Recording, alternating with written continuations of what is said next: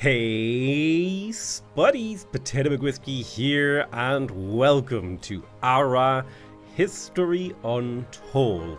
The developer was kind enough to send me a key to the game for a preview, so I am playing it a few days before the actual launch. I did not read the email, I just grabbed the code, slapped it into Steam, and immediately started playing. Oh my goodness, we have so many things. Now, if you don't know what this is, a lot of the people who worked on Civ 4, maybe Civ 5, cobbled together a beautiful little studio underneath Microsoft and have been working on a beautiful new 4X game. One thing I'm going to do real quick is double check that I have my, I need to limit the frame rate here. I've noticed that a few of my games have been a little bit grumpy with uncapped FPS. Probably just a my computer thing because it's getting old and I've been running it into the ground, but we got a whole bunch of cool leaders here.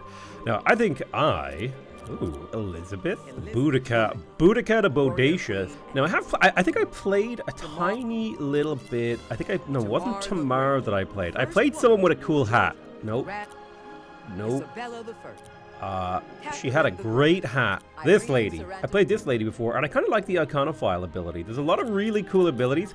I will say this is like my first impression. I'm going to be playing the game pretty slow as you figure things out.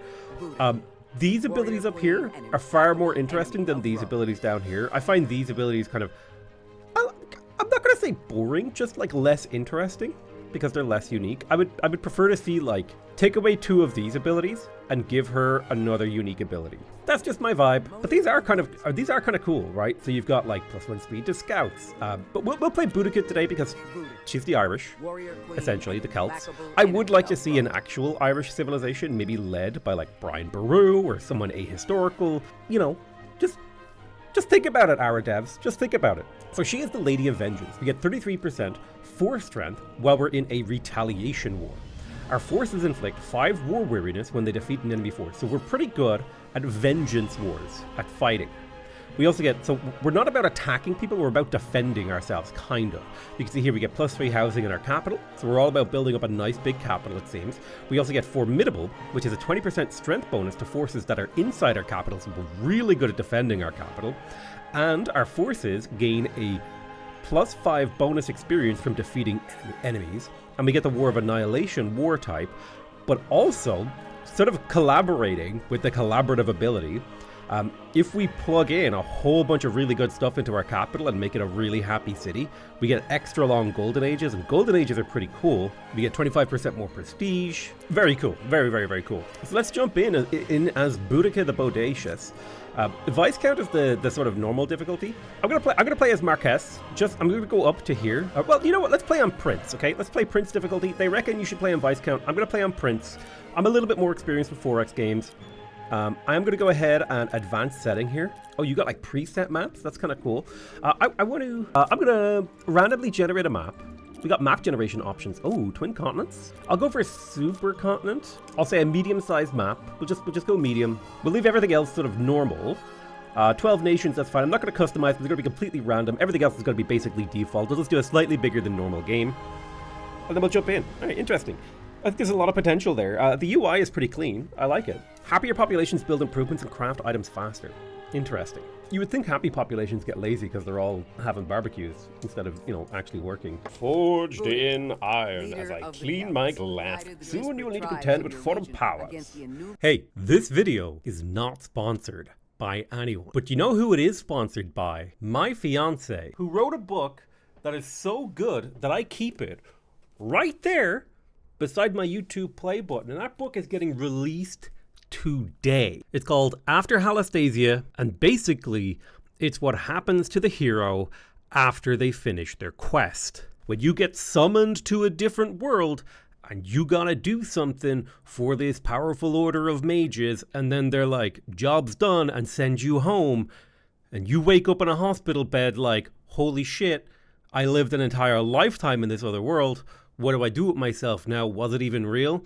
That's what this book is, and it's really good. It is young adult, it's like for age 12 to 18, but that just means there's not going to be any weird, creepy stuff in here, and it's all above board. It's an easy read. I was hooked on it, and that's why I'm, giving it a shout out. This video isn't sponsored, but god damn it, it's €1 This book is €1 on Kindle on Amazon, and it'll be linked in the description. Buy a paperback, buy the full thing. I don't mind. Kindle, €1, linked in the description. Go check it out. Future independence of your people. Awesome. So let's go ahead and begin.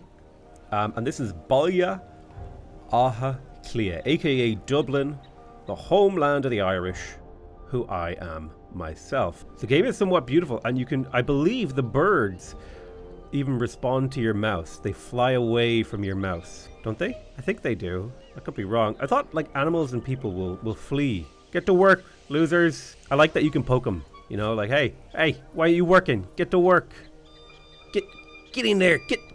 Get working. I love little details like that where you can interact. Ooh, a little. Oh, this is Newgrange. It's very reminiscent of Newgrange. If you're not familiar with Newgrange, it's it's older than the pyramids apparently, and it's where the solstices are measured in Ireland. It's an ancient Neolithic, maybe just a lithic structure. I'm not sure. But let's go ahead and pick up these supplies. This is a resource cache, and this is our scout. If you zoom in here, you can see there's like a little group of guys with sticks, because of course, men with sticks, ladies with sticks. Those are your pioneers, the people who go out into the wilds and explore the lands. Let's go ahead and click up this. Yeah, movement is kind of interesting in this game. It's kind of like war gamey. So basically, you don't move your units. You declare intent, and then when you hit end turn, all of your units try to execute their commands. And if they get interrupted, let's say, right, there's a turn happens, right? Everyone declares their intent. Then when everyone hits end turn, all the units act at the same time. And so you can kind of like, if you predict what your opponent might do, you can kind of like intercept them and catch them out. It's kind of cool. So we've got a city idle screen here. There's a few things we can build. And now the one thing I happen to know is that you don't want to use up, so there's like these little building plots inside our capital. And I happen to know that there are sort of buildings you want to build inside here later in the game. So I'm going to focus on building scouts first. They're fairly cheap, or rather, let me rephrase that. They are fairly expensive, but the benefit, the return on investment you get on scouts is actually really high. So we'll get started on a scout, so they don't have to build anything inside here. Now, another really interesting thing we have in here, this is our actual capital building right here, the Great Hearth. And this is a crafting building. So right now it's working on creating feasts for us. And we can, right, you can see here, it's creating 10 production per turn. Now that 10 production is coming from the fact that my city is producing 10 production, right? That's my city production, which is also going towards my scout. It's going towards basically everything in the city. And I can, if I want to accelerate this using like a catalyst, so I could be like, hey, use 5 money to make this go faster. Although I do want to save money for scout production. So I might just put 2 money in there. And I could put 2 food in there too. But maybe I want to save food to build settlers. I will get these feasts going because the feast itself actually, at the cost of 2 food per turn, right? We can create a feast and slot this into the city, and we'll grow the city faster. The city will be happier, and we'll get +5 food. So that's all quite good. So it's a crafting building.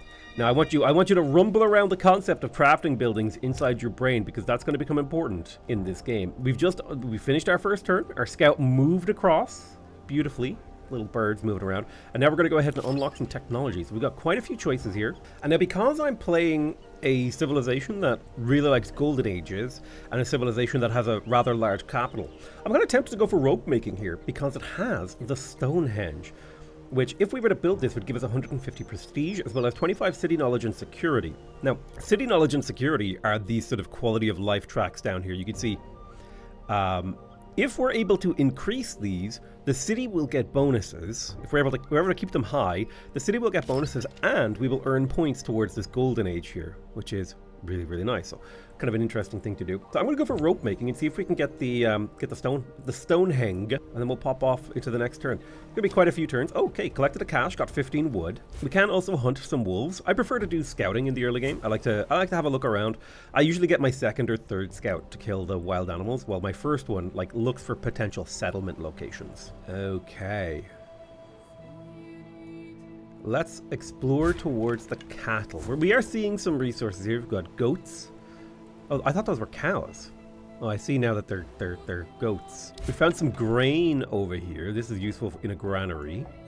Believe it or not, grain useful in a granary. Who would have predicted it?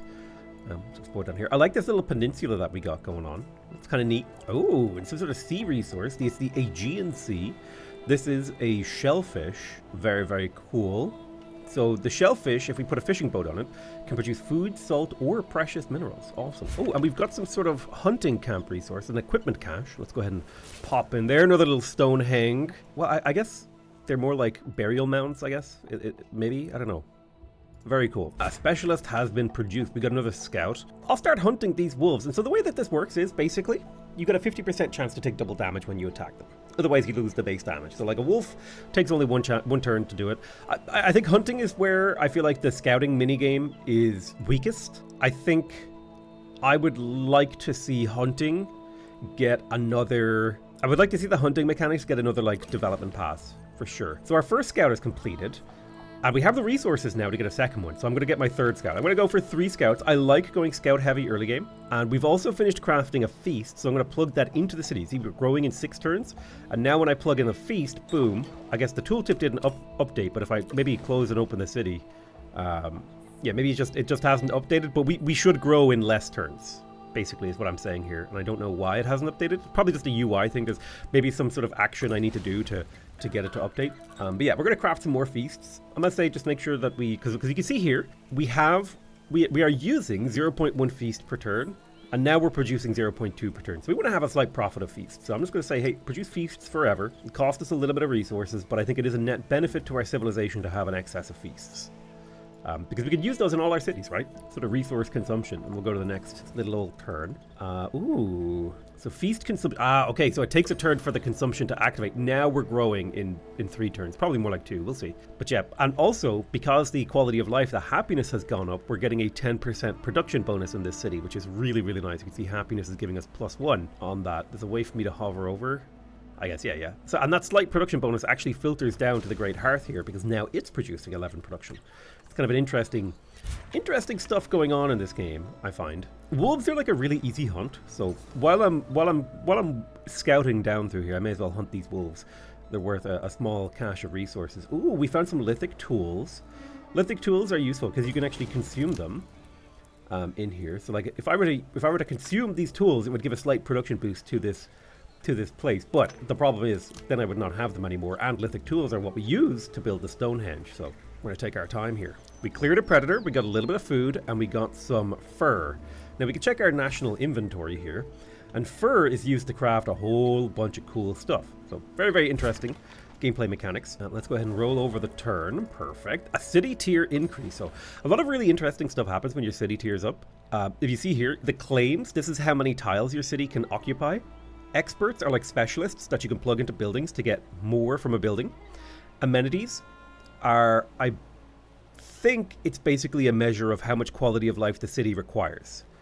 If I recall correctly, research is research, city production is city production, and tax multiplier is how much tax you get from the city. So let's go ahead and claim another tile. And the sort of tile claiming mechanics are actually quite interesting because there are a lot of things to consider when you're claiming a tile. So the first thing you need to consider is, what are the base resources of the tile? So you see here, 2 food, 3 lumber, 2 materials, and 1 gold. So if I claim this, I just get those resources added to the city. But then the other thing about this tile that matters is the this number here, 4. That's how many buildings can be built in that tile. You can see this tile, it looks like it has really good resources, but it only has 2 slots for buildings. And this one, it doesn't look like it has very good buildings, but it has very good resources, but it has 5 slots. So maybe this is actually a lot better than the other one, right? So there's a lot of things you want to consider. Like, it might look like at first glance that Rin Friu is actually a better farming zone than over here because you have 4 food, but this one can actually build an extra farm. So I think it really just comes down to, like, what are you going to use the tile for? What are the actual bonuses? Etc., etc., etc. Now, I think I'm going to take Breffni here as a little industrial district. It doesn't have particularly good resource yields, which is actually why I'm going to take it, because I can plug in a bunch of industrial buildings here to make use of that land. All right, let's go ahead and hunt another wolf. We spotted a resource cache that we can pick up. My scouts are losing health while they hunt. We got a little bit of food, another fur. My hunters are getting injured, but that's kind of sort of par for the course. The reason I don't like the hunting minigame is it's very easy to forget about your hunters and then get them killed. Because certain hunts can actually kill them outright. We claimed Breffni. It has 4 zones, and it will provide us with a little bit of resources per turn. And what I want to build in Breffni are actually workshops. Workshops are the workhorses of your empire, allowing you to build many, many things. But we'll wait until the scout is finished. There is rope making, so now we can build rope, and that means we're one step closer to building Stonehenge, because in order to build Stonehenge, we need lithic tools and rope, which is very exciting. We can also get fish, fishing nets, logging camps, all that great stuff. I have another scout here, who I'm going to micro to do a little bit of hunting. And the next technology that I would like is probably animal husbandry, so that we can figure out where horses and camels and stuff are. And plus it's also worth 5 prestige, and we research it in 9 turns because we actually have got +1 science because we're building up our capital. Right, let us begin by building some workshops in this use. Although then again, this could actually be a really good tile for Stonehenge, because it's not a particularly useful thing, and a wonder actually takes up an entire tile. So now I'm rethinking the decision that I made. And maybe what I do is I start building housing in the capital, because if you build dwellings, they actually give you a small production bonus. And if you build them in the capital, the city center, you get an extra 2 housing out of them. They do count as commerce buildings as well. We could also gather a small amount of wealth while we wait for the next technology. Oh, you know what? Let's just go straight settler here. Yeah, boom, we have the resources. We could just start settling right now. And the earlier we get those settlers out, the better. We got another specialist. I think I've already given you orders. That's perfect. We'll go to the next turn. We collected a little bit of food. And this is where you get a lot of value from this early game scouting. We found the Gorgon tribe, and they are reasonably friendly. I don't really know how you interact with the tribes, and that's another area of the gameplay that, just on my first impression, kind of like, ooh, seagulls. Die, seagull. Like I can freeze them in the air with my mouse. It's kind of cool. But you can see we're getting our golden age points. We're slowly working towards it. I haven't figured out how to interact with them yet. We got some materials, metal ingots, and a sculpting material. A little bit of food and stuff like that. We crafted a feast, so we have plenty of feasts sort of in stock. Oh, sorry, no. I just remembered. Amenities are these things here. The things you plug into the city. We'll go to the next turn. We cleared out a predator. You are now idle. This cougar cannot kill you, so we can safely hunt it and then heal you. Let's go to the next turn and see what happens. We collected a little cash. I'm going to get you to go grab this ruins cash. You are idle. Collected this cash, and we collected this cash. Oh, at 100 wealth, 2 precious stone and a precious metal in it. Let's grab that equipment cache. Often contains goods, amenities, and supply. Okay, we're kind of, we're very much still working our way through this early game portion of things. My hunters were injured. That's fine. Pop through to the next turn. Oh, okay, so we got a feast and some resources. Let's have a look here. So you're idle. Why don't you fight that wolf? I'm going to bring this scout back to my capital to heal. We're consuming another feast. You lost some health while fighting a cougar. We collected a cache of feast, plow, wheel, tunics, perfume, and silk.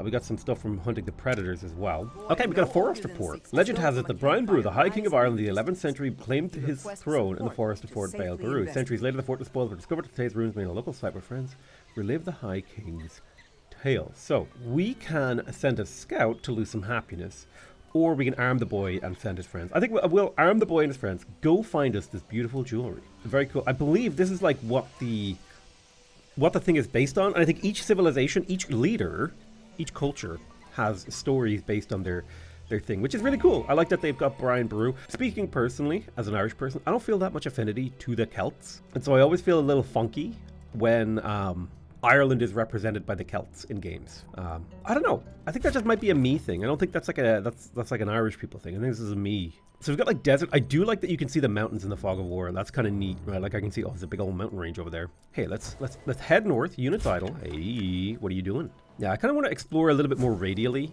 Gonna figure out what my nearby lands are like. Oh, we got a paragon. So these are like great people that you can plug into a variety of sections of your country. So you've got like a chief advisor, domestic advisor, cultural advisor, and then you can create masterpieces or have them lead a force.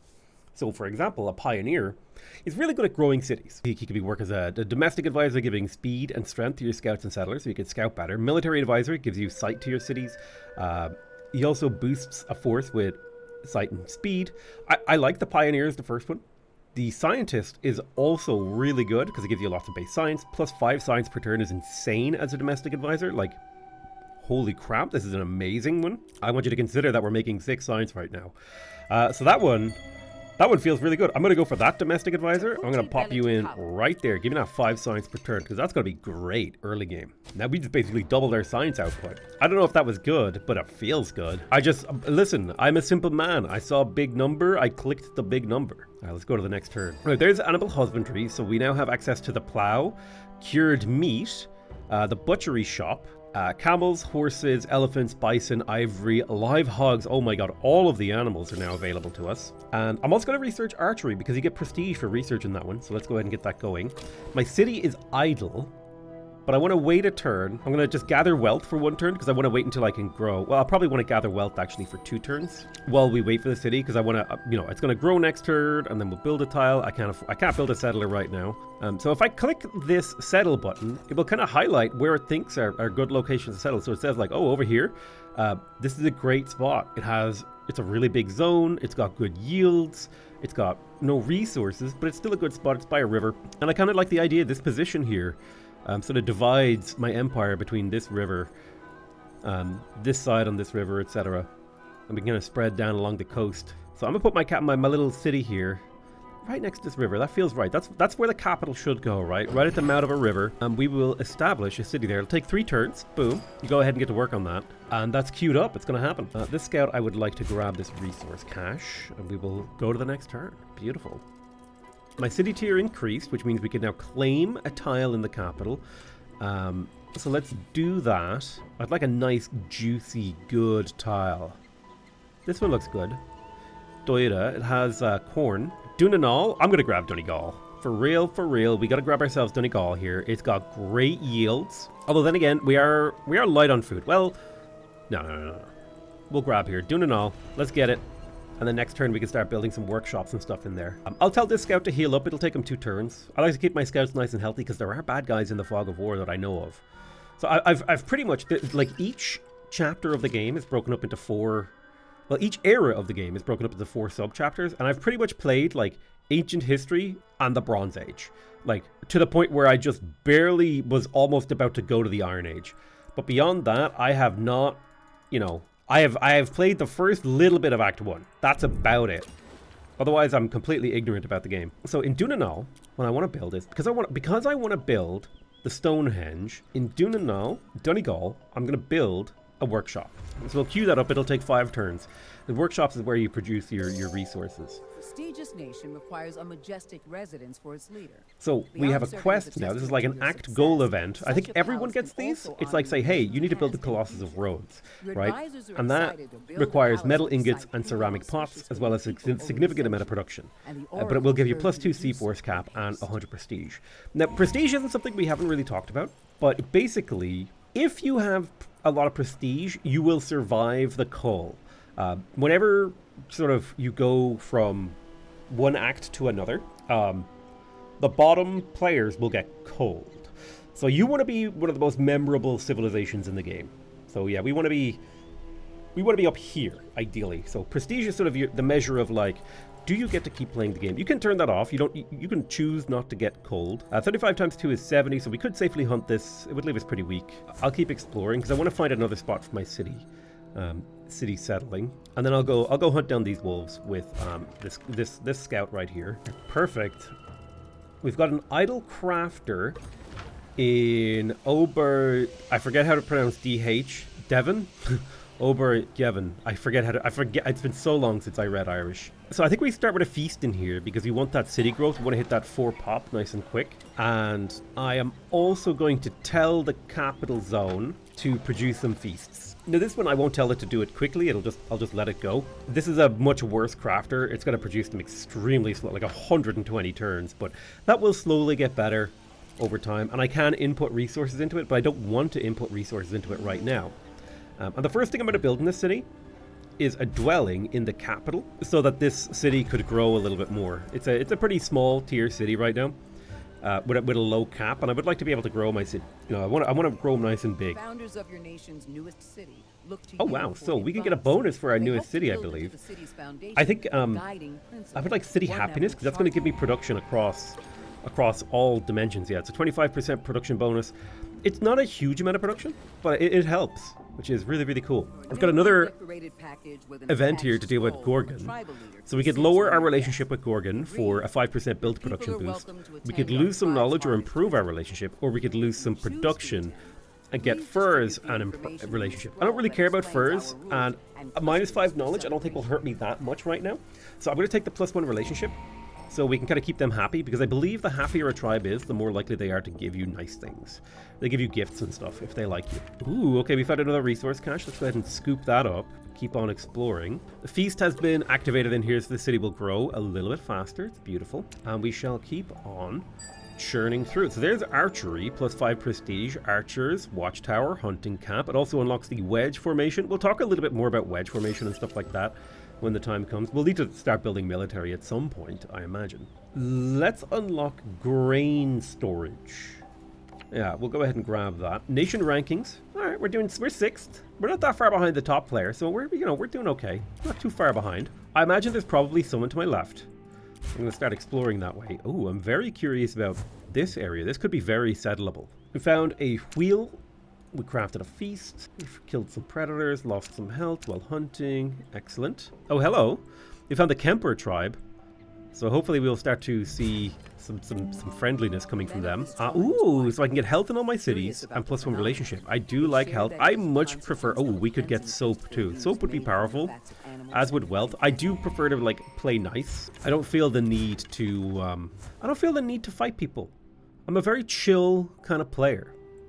Let's queue up another workshop, because my plan is to turn this into a workshop zone, just filled to the brim with workshops churning out resources. So we've got all those workshops queued up. You can see now they're kind of all working together. Little beautiful little thing. I don't know if that's good, but that just felt right to me to do that, and so that's what I did. Perfect. So now we've got an idle crafter. So if I click on here, you can see this workshop is not crafting anything, and I would like a second amenity to slot in here. I do like the idea of this basket here, because it would give +1 city production as well as city prosperity. But perhaps I would prefer the jewelry because it's prosperity and happiness. So maybe I'll plug in the jewelry, and now our happiness is really good and our prosperity is higher. We're getting tax income like Alpha Wazunga. Growth in here is a little slow. It's a little slow. We might do something to speed that up. But for now, I want some rope and some lithic tools. I could use wealth to build the rope faster, and I could use materials. Yeah, I'll use some wealth to speed this up, but I don't want to spend all my money on this because I'm worried about it. We'll spend a little bit of time building that. Oh, we did find horses. This could be somewhere to settle if we wanted to get access to horses. I jump in here, grab that resource cache, and you keep on exploring for me, good sir. It's sort of a satisfying flow to the early game of exploring and building and setting up things. The city tier has increased. This is Devon? Oberdevon. Deswiven. God, I can't remember how to pronounce TH. Higgin. Oberdehen. Yeah, it's Oberdehen, I think. Dahine? Oberdehen. TH's Neil Isagum. Onville to Dulgadion Lehres. Fuck. So, looking at Oberdehen, I think it would be nice to set this up as like a little farming town. And I'm thinking this zone right here is a really strong farming area. So I'm thinking we could go farm, and just crap out a ton of food here. That feels appropriate to me. So we'll grab that plot of land and sort of have a little think about that. Scout, go ahead and grab me that little resource cache for me. Thank you very much. You're going to grab that resource cache. Why don't you scoop on through over there? Looks like we found a plow. Consuming jewels. Beautiful. All right, things are exciting. There's grain storage. That's very cool. So grain store, I do know what this one does. It gives you a bunch of food and growth. So that's something we would love to get in our capital so we could grow it up nice and big. Bread is great for city food and health. And the granary itself provides a small buff to health. You can only build one in a city, so we would like to build this. It also boosts farm in the nearby area, although we do need to actually harvest a grain resource like corn or something. We need to research one more technology before we can go to the next era. I'm probably going to fill out all these techs. I'll grab the apothecary, boom, and we'll see where we stand. Let's keep going. Okay, so we got a couple of caches collected. So one cache contained 10 food and 1 syrup. The other one contained 2 syrup, 2 precious stones, and 2 leather. Crafted a feast, as all according to plan. Oh, there's a lot of stuff to hunt over here. Let's grab a wolf while you keep exploring for me, good sir. I want to know what's in over here. Yeah, I'm thinking Dublin will sort of live between these two rivers here. And then any other city that I settle might like, this one's going to stay on this side of this river. And then this one, if I settle here, will stay on this side of this river. All right, crafter is idle. So this crafter in here, I kind of want to do a similar thing where I queue up a little bit of rope, a little bit of tools. I'll pump wealth into it because I want to finish them nice and quick. It'll cost us a little bit of resources, but that's just going to allow us to build the Stonehenge faster, and that's the goal, right? We can build that Stonehenge faster. Let's keep grabbing these delicious resource caches. Got one over here, got one over here. Plenty of orders happening. Boom. We met a nation. So we have met Japan. Tokugawa Ieyasu. Well met, good sir. I am going to say, how do you feel about open borders? Proposal will be sent next turn. Very cool. I'm going to come back over to my capital with this scout to kind of hunt the stuff that's near me. I want to get rid of the things that are around me. Found some fur.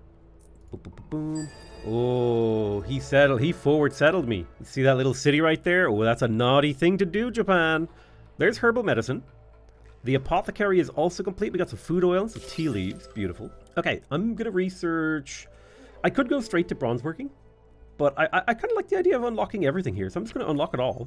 He declined my agreement, so this is kind of where I might need to start thinking about, do I want to build a military to protect myself? And it also means I should probably prioritize getting my next settler out. There is a city limit down here, so I can have 3 cities, I believe, without penalty. I need to double check how that actually works.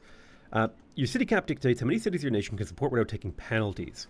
Each government type is a base city cap. This can be increased through bonuses, including the palace. If you exceed your city cap, you receive a penalty to happiness, and your penalty increases the more you exceed your limit. So you just get a small production penalty, basically. So if you can figure out a way around that, it's not a big deal. We've got some tools, got some stuff. I'm wondering how close I am to being able to build the Stonehenge. Right, we've got some of the lithic tools, we've got some rope. So we're getting closer to being able to build the Stonehenge. It's kind of exciting. I don't like that he has forward settled me.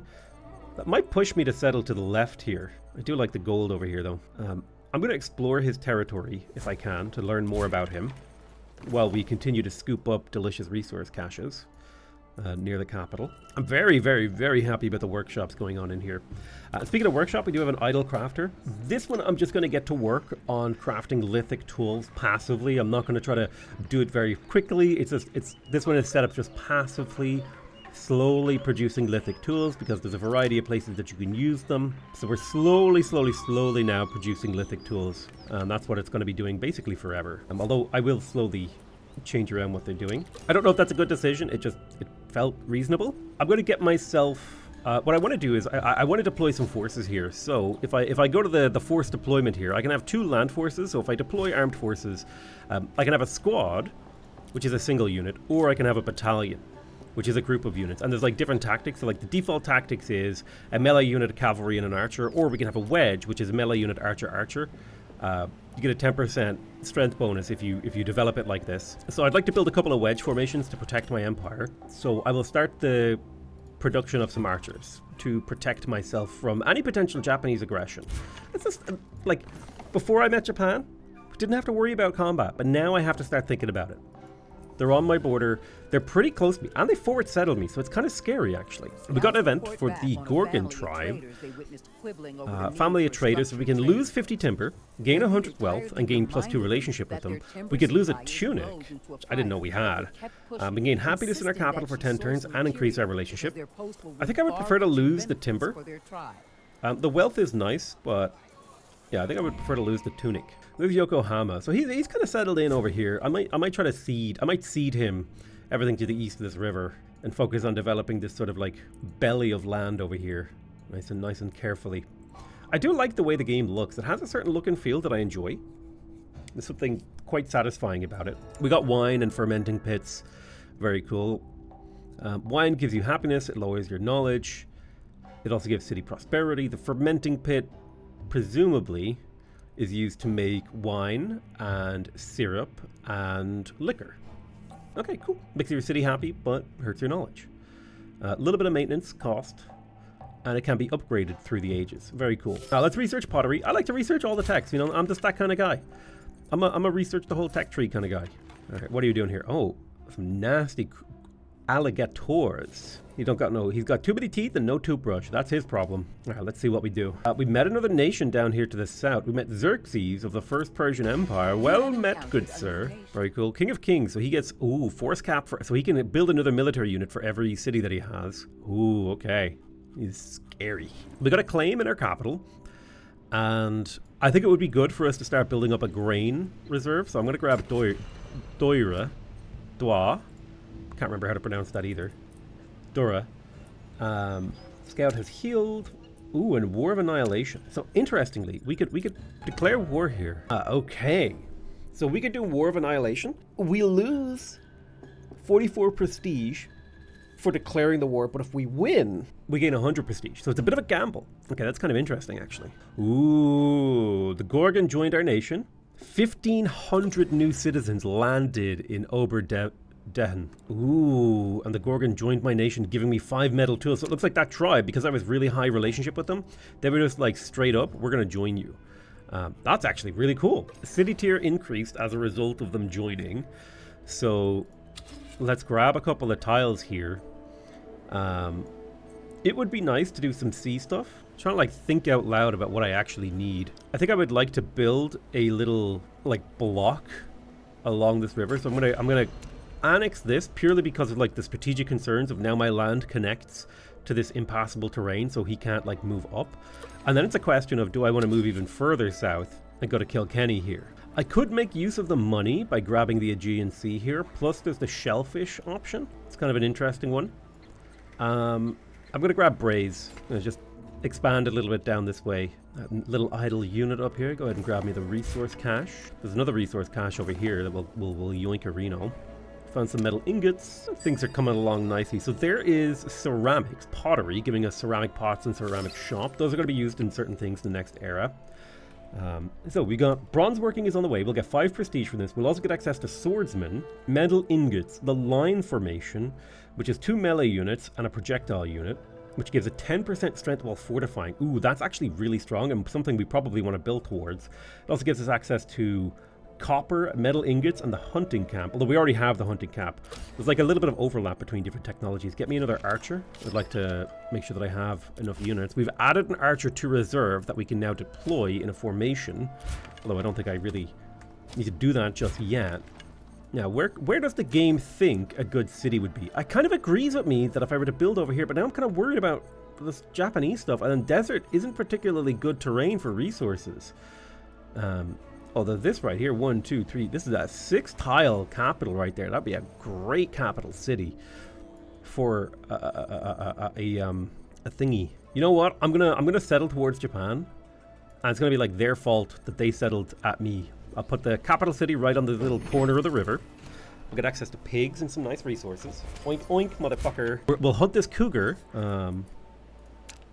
Average Saturday night in Dublin. Oh, baby. Right, my unit is idle. Oh, good sir. We have found more players out here. All right, the map is starting to fill in an interesting and dynamic way. That is scary. All right, we have our rope now. And so now we're working on the tools that we need to make the Stonehenge. And we've got our final workshop here. I'll just park this on baskets for like...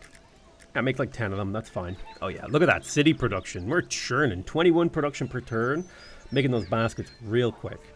Baskets are nice because you can use them to boost the production of a city. So, make a few baskets.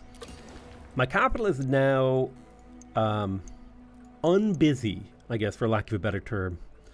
So I'd like to keep it busy for a turn. And I think the thing to do would be to grab this grain.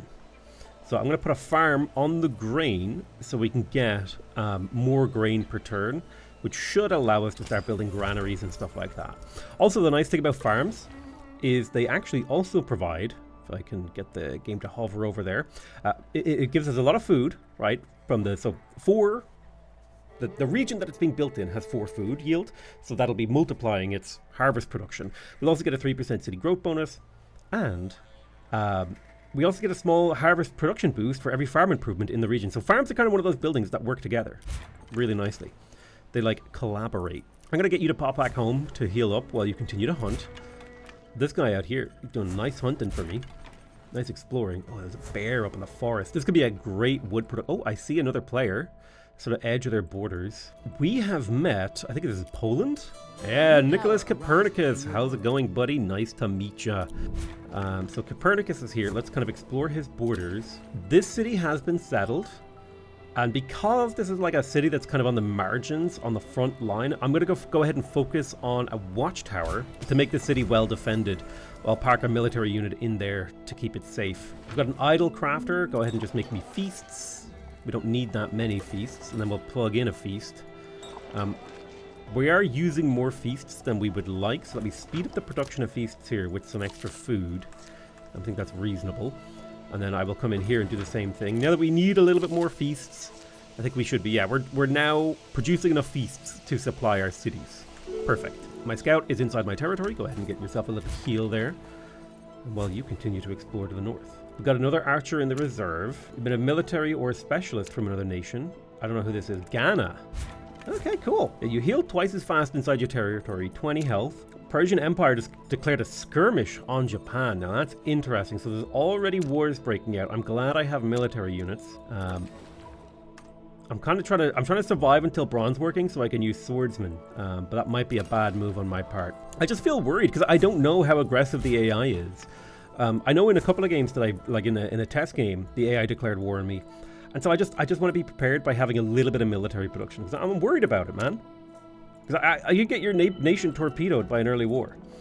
It looks like we met Georgia. Well met, Georgia. Nice to meet ya. New event, Founding Truth, so Kemper tribe. So for the cost of 25 timber, I could have +1 relationship with them and +5 prestige. I think that sounds like a great move, keeping them happy. I think playing happy with the tribes has worked out well for me. Oh yes, we can build a Stonehenge. So Stonehenge, long last, we can get started on this. I'm going to plug Stonehenge right here. It takes up an entire tile. It'll take 12 turns. Can I make that go faster? Yeah, I need to keep my happiness high. We'll build this nice and quick. So we've got Stonehenge on the way. I'm quite happy about that we managed to do that. Scouts can fight off units in a pinch, but they're not very good at it. Something you got to keep in mind. The map is starting to open up in a very beautiful way as we explore here. Make me another spearman, please. I think I'm going to stop using gold in these workshops because I'm getting a little bit low on gold and that worries me. So just build normal style. So we could build a battalion, a wedge battalion with a spearman and 2 archers, which I think we will do. And we're going to deploy those in Envie. Although maybe I want the line formation. We'll just deploy the wedge. I think that's a decent defensive unit for a city. So the way that this works is basically when you're choosing what units you want to deploy, you choose a squad, which is like the size. So I can have a 1 unit. Like I could just deploy a single unit, or I can deploy like multiple units together into a single thing and attach like a paragon to them if I wanted to. So it's kind of like interesting. There's interesting choices. You assemble units like little Lego bricks together, which is kind of a neat idea. We got a claim over here in Envie, and I think I'm going to claim in the direction of Japan to kind of get control of this river system up to these elephants here. Even though this land is slightly worse than the land on the other side, it's just more like I want to... This is like defensive settling, right? I settle up to this river, and then if I settle up to the mountain, people can't come into my territory. I block things off, and that's just kind of like... It satisfies my brain to build in this way. So there's Tbilisi. We'll keep exploring around their lands. Trying to find some stuff. We're mustering a unit. I think it takes 2 turns to muster a formation. Congratulations. So there's advanced You are research. the first nation to reach the Bronze Age. We're the first nation to reach the Bronze Age because of our huge science bonus. We get +5 prestige, access to a whole bunch of cool stuff. In particular, the stone pit allows us to get a lot more material, and we get access to the line formation. So we're in the Bronze Age. The first urban societies emerge, inciting innovations in writing, trade, worship, and justice, new mining techniques enabling the use of harder metals, leading to the first warships, wheeled land forces, and diverse new ways for people to improve their quality of life. The Bronze Age also sees local traditions replaced with organized religions and structured worship, with a new cornerstone of these societies, with formalized laws and larger societies. New leadership is required. The first pharaohs, kings, and queens. Yas, queen! Beautiful. So we've unlocked a whole bunch of new technologies that we can explore and try out. Like, it could be exciting. Maybe we should try to build the Nemrut Dag. It takes just materials and timber. It would give us +1 city cap, +1 city housing, meaning we could have a more expansive empire. We could try to build the Colossus of Rhodes, which would allow us to go more navally. We could try to build the pyramids of Giza, which would just make the city really prosperous. We could also open up with building altars, which would give us +1 research per turn, a little bit of city knowledge, and we could start founding like a religion and doing sort of fun stuff in that direction. I do feel like the Celts, like maybe we should go chariots. Feels like a Celtic thing, you know? Ooh, we could also build carriages. Oh, 10% city production? Oh my god, so much city growth. Okay, yeah, we should definitely go chariots. Hell yeah. Now, we got a claim in the capital, and I am really interested in the copper because that's going to allow us to build metal. So I think I'm going to go for Dunbreton here. Dunbreton. We'll grab that. We also got a claim down here in Oberdetten. It would be nice to get access to sheep, so I'll grab the sheep here. It also makes my empire feel a little bit more consolidated in a nice way. Your city tier has increased, which is beautiful. And we have a new paragon. Okay. Ooh, okay. So I have somebody in my domestic advisor slot. Ooh, cultural advisor. Culture improvements giving +1 research could be kind of interesting. I like that. That so far, I like the idea of focusing on science. It's kind of like an interesting direction. So I'm going to go for Alcman of Sparta, and I'm going to make him my cultural advisor. So all cultural improvements will give me +1 science per turn.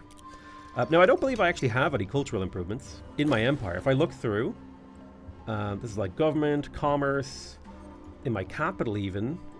How do I switch? There we go. I switch between cities. Like this is a military improvement. This is a government. Yeah, government. And then if I go to Ballia Clea, Great Hearth. I mean, I guess the Stonehenge is a cultural improvement, so we'll get +1 science from that. This is industrial. This is impact, which is basically like extractive industry. Resource generation. Invitation arrives Quite at the capital. brouhaha. It seems the son of the tribe's chieftain is getting married. So the first Oktoberfest. So we can lose food and gain relationship and prestige, or lose money. I think we'll drop the food. Hey, listen, I'm a friendly guy. I'll share my resources. So I've got my units over here. Now these guys can also be used to clear hunt, but I think these guys, their job here is to fortify in Envie, in Meath, to keep it safe. That's their job. They cost me 3 food per turn, and now the city is very hard to invade. I've got my little wedge formation of spearmen and archers. So the archers are vulnerable to cavalry, the spearmen are good against cavalry, and hopefully having a military will make these guys less likely to want to come for me. We are going to continue to build military. I would like to have one of these in each of my cities defending. It'll cost me 3 food per city, but we'll figure it out. Ish vibes to sort of Black and White, actually, that old God game. There's something about it. And this is probably the first game where, I don't know what this is called when you blur the edge of the screen. It's like depth of field. It's the first game I've ever played where I didn't hate the depth of field. Like somebody actually did depth of field correctly. Like I am blown away. Completely blown away by the fact that depth of field has been implemented correctly in a way that didn't make me feel like my eyes were blurry. Genuinely sort of shocking intel. So Oberdetten has finished building, I believe, archers. I'm going to get started. I just need a few swordsmen, so we'll keep building those. We got a spearman in there. Well, actually, you know what? I've changed my mind. I don't want swordsmen. I want a couple archers. So we'll get ourselves. I'll queue up 2 archers in here. Why not? We'll keep that city busy. I mean, I know there's an opportunity cost to doing that sort of thing, but it's whatever. What I'm really excited for is if we can finish the Stonehenge. That will be a fun moment. Stonehenge. All right, we have finished killing off this thing. We've got like a little thing here. I think that means we can deploy. That means how many we have deployed. Okay. Why don't you go ahead and heal up, little scouty scout. We got some furs and some feast and some food. Perfect. We could plug another amenity in here. And I think in this city, I'm going to plug in some baskets. The city needs the production. The prosperity would be nice, at least to prevent any penalties. Yeah, that nice little boost to production might shave a turn off of things here or there. And in Ballia Clea, I would love to put a couple of baskets in here. So to get that little bit of production. So I'm going to plug baskets in. That will give us extra tax. Although I can't really tell. Where or what is tax income? You know, like what is tax income? A tax multiplier. I don't know what that is. Oh, wow. Okay, so the next tier of city, we get a big tax multiplier. Big research. The big cities are good, believe it or not. Urbanization, more efficient than ruralization. All right, we got some idle units. Go attack the cougar. Archer has been added. We don't have any vessels right now, but I do like, we got gunpowder infantry, gun cavalry, regular cavalry, modern infantry, armored units, all really cool stuff. It would be nice if those things were hidden, you know, until we see later in the game. I think there's some interesting things going on here. There's something kind of pretty about the game. You know, you zoom out, you get a nice little overview, you zoom in just a little bit more, and you can kind of see, oh, okay, these are the cities, and you zoom in again, and then, oh, okay, so this is what's being built, this is what's working, this is what things are doing, and you zoom in again, and again, and again, and then everything kind of I'm vibing. I'm liking what this game is putting down, and I'm curious to know what it's going to do. So this is a Japan-related event. I can lose some production of my capital, gain some wealth, and improve my relationship with Japan. You know, I like having friendly relations with my neighbors. I could send him a gift, but I'm not particularly interested in gifting. I would like to do open borders. Like, I don't know how to improve my relationship. You know, like, what dictates my relationship with this guy? So we have relationship value. Like, so there's a base, there's like, trying to established relationship value. Trying to click here, okay. We have a base value and a current value. So events are buffing it. Like, I don't know. Like, what if we do open borders? Will you be nicer to me? Will you like me more? Please, Tokugawa-senpai, like me. All right, so we got chariots. That's going to give us all these beautiful things. Stables are nice, especially because stables can produce carriages. Oh, so the stable gives a 25% harvest production boost towards harvesting animal resource nodes in the city, but it does lower the city health. That's something to consider. All right, so what tech now do I think am I going to vibe off of? I kind of like the idea of sailing. You know what? I like the idea of religion. I'm going to research sacred rites. Also, I think the altar is a cultural... No, it's a religion building. My agreement was declined. Japan declined my proposal. I don't really understand how to make people like me. A nearby tribe citizen delivers you a message from their leader. Okay, so these guys are pretty neutral on me. I could lose a spearman and gain +2 relationship with them. And you know what? I think that's a fair trade. I'll do that. The chance that they vibe with me and join me increases, which I'm cool. I'm super down with. We just got a bit of cash. We went from neutral to friendly with Japan. Stonehenge is 1 turn from finishing. I'm excited to see what happens. Stonehenge. Yeah, look at that. Damn. Now that's beautiful. I love that there's a bunch of people in here all wandering around the Stonehenge. Yeah, that's awesome.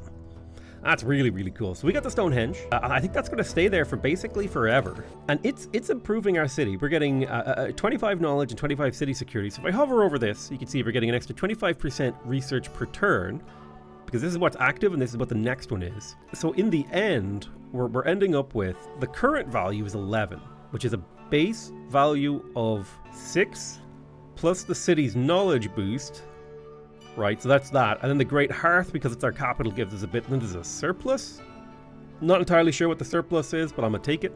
So next turn, we get 14 plus 3. I don't know what all that means, but basically, we're getting 14. And 14 signs right there. That's pretty cool. I think in my capital, I'm going to help produce more military for a turn or two. I'll produce an archer and I'll produce a spearman as well, because a spearman will be able to fight off horses pretty effectively. So it looks like everything is weak to cavalry, except for anti-cavalry. So that makes me think cavalry is the way to go when defending. This city was working on a watchtower. So now that we have the watchtower, plus these guys are fortified here, they're actually getting a huge boost to their combat strength. So like archer's base combat strength is 6. Fortification is improving their combat strength. The wedge formation is improving it. The terrain is improving it. The city's high security is improving it. The watchtower and the gathering hall. So like these guys fortified, protecting the city. This is 62 force strength that you got to punch your way through. So we're very, very well defended here, is how I feel. I think I would like to build a farm on these pigs so that we could extract them and start stockpiling some pigs, because we could use those to make cured meats and leather.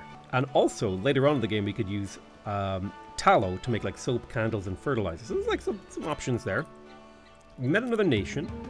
Oh, we met Osh-Tish, the Crow Nation. It's pretty cool. These guys are traditional, so they get more prestige from building triumphs. They're charismatic, so they get more golden ages. They're efficient, so they craft things faster. They're strong like us, and then their special ability is they have faster settlers, mounted scouts, harquebusiers, dragoons, and they have craft production boosts in artisan studios, weavers, and their upgrades. Very cool. Very interesting. I'm not sure how that all shakes out, but it is interesting, right? We're discovering things about the game, which is, you know, an interesting experience. So the watchtower in this city has been completed. And the idea here is the watchtower, the most important thing for us to defend is the capital city. Now, I could have, for example, placed the watchtower out here, but, you know, I want to defend the actual palace, the gathering hall. Oh, wow. And it looks like these things have, like, evolved. The gathering halls seem to have been kind of built up differently. At least, I don't know if I'm crazy, but I don't remember them looking this beautiful and this advanced. That's wonderful. Okay, I gotta get my camera to play nice. I mean, you can rotate it. I don't remember if there's a button to like reset it, but that would be nice if there was like a, hey, keep the camera in order. All right, so relationship-wise, we're looking pretty okay. We haven't used our merchants. I don't really know how to use my merchants, so we're just gonna ignore that. This city has been spending a lot of time building military, so I think it's time that we focused on building up some resources. I'm gonna grab myself a white-tailed deer here. We'll build a little hunting camp on that. It'll cost some wood to maintain, but it will generate a bit of money for us as well as those resources. So put a bit of time into that, and I will also get to work on the sheep here. I'll build a farm on the sheep, and that will get us some extra resources. I don't know if this is the right choice to do, but it feels right to me to try to get the resources exploited before you really do anything else. I want to set up a battalion in the wedge formation. Okay, I need to build another spearman, so that'll take a moment. Ooh, a resource cache. Let's go ahead and explore that. I've got a scout wandering around Georgia, and we'll keep exploring. Looking okay. The map looks very empty right now, which I think I would actually use as a criticism of the game, if I may. I would say they should probably fill it in with even more minor tribes and stuff. There should be more things in the way, because the world is never empty. It's not how the world works. Do I want to grab Sligo? Sligo is my de jure clay, I think.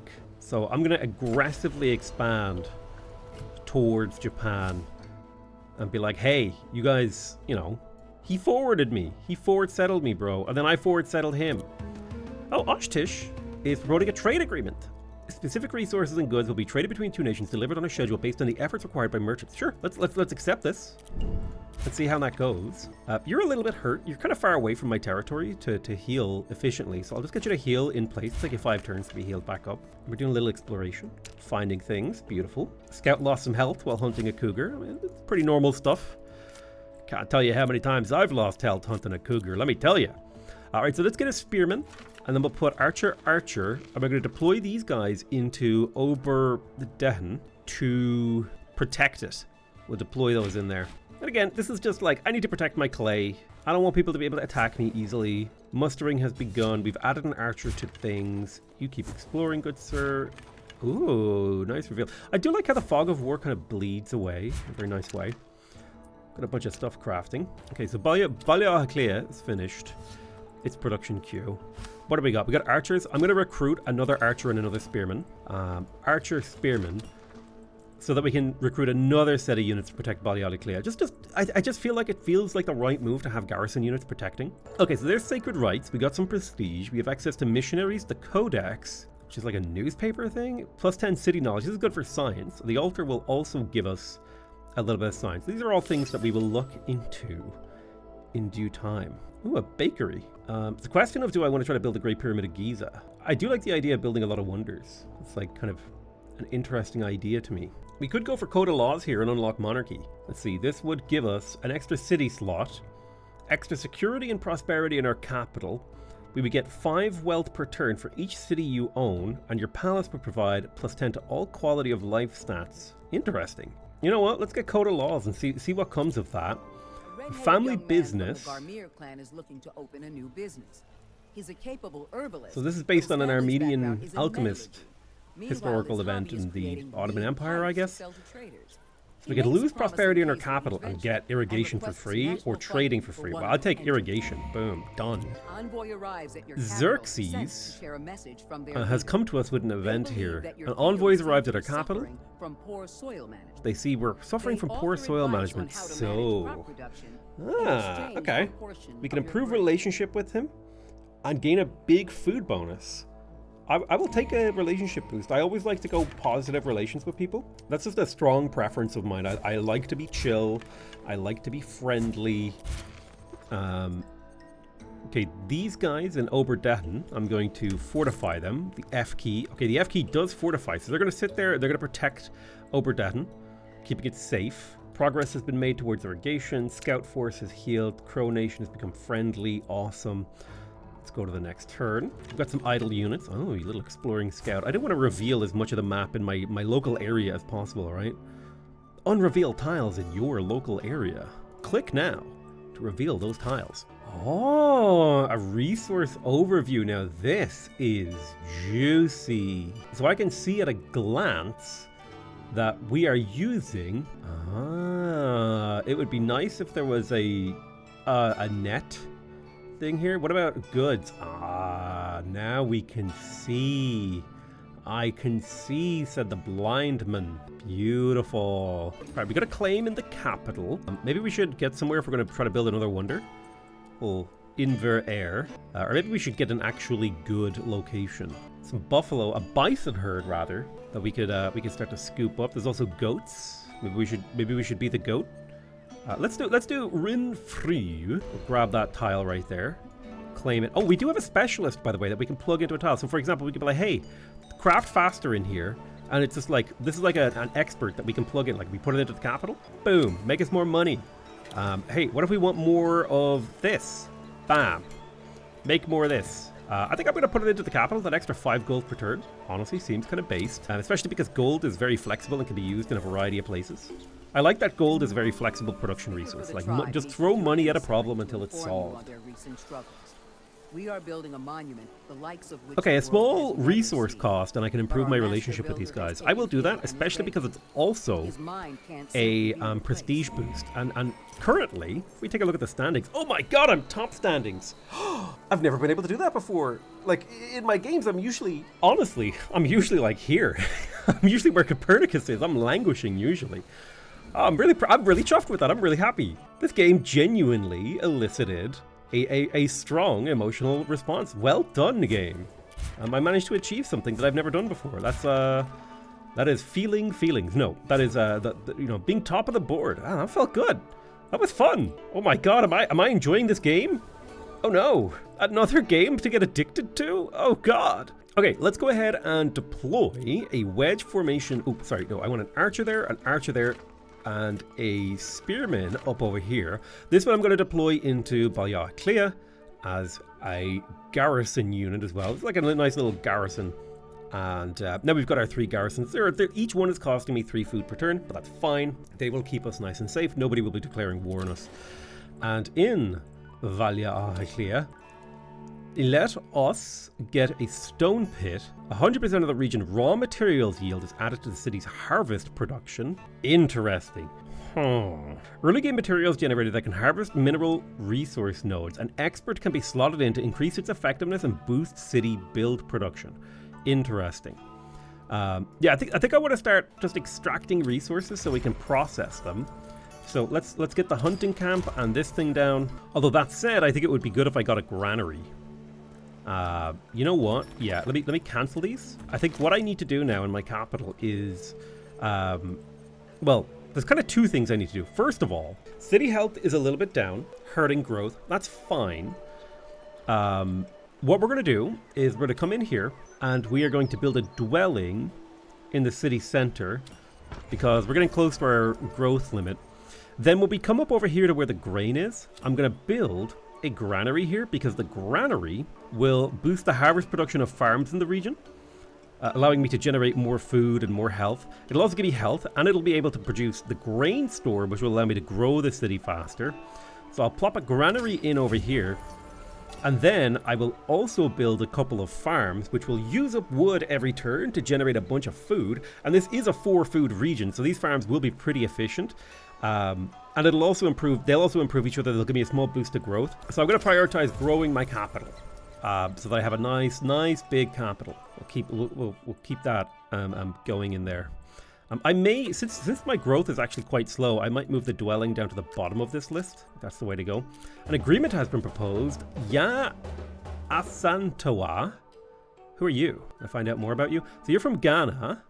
Let's see here. So you've got Traditional, triumph, production. Ooh, you're agrarian, so you like farms. And you're formidable, so you're good at defending. You're independent, and you're a golden protector. Stone pits and their upgrades earn money, and you get defensive strength. Okay, cool. I will accept your open borders. I'm down to be chill with people.